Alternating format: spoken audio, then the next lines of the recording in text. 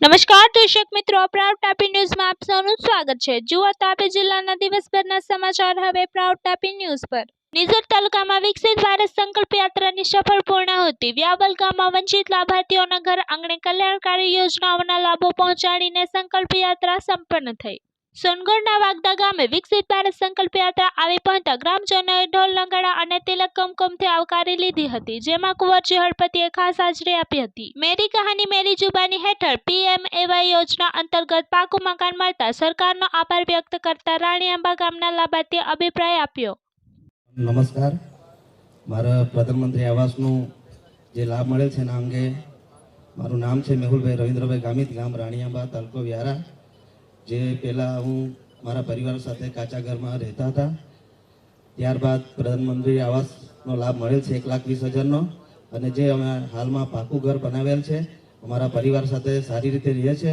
જે દરેક ઋતુમાં ચોમાસું કે શિયાળો કે ઉનાળો એમાં વ્યવસ્થિત સારી રીતે સુરક્ષિત રહીએ છીએ અને અમે બધા ખુશ છે।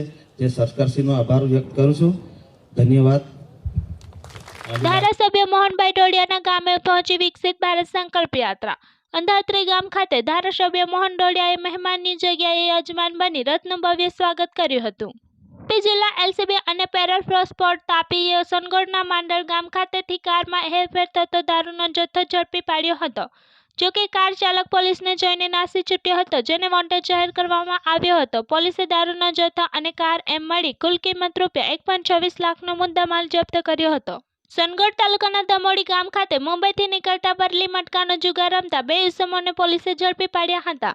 પોલીસે દમોડી ગામના દિલીપ હરજી ગામિત અને નવીન ઈશાનજી ગામિતની અટકાયત કરી હતી અને સોનગઢ પોલીસ મથકે આ અંગેનો ગુનો નોંધી આગળની કાર્યવાહી હાથ ધરી હતી।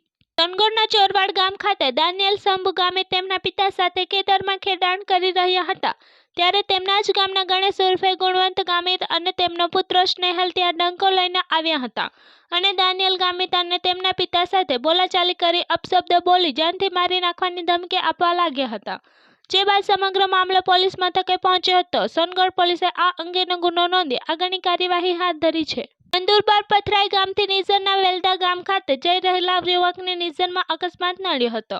નિઝર ઉછેર રોડ પર નિઝર ગામની સીમમાં યુવકને કાર ચાલકે ટક્કર મારી દેતા અકસ્માત સર્જાયા હતા।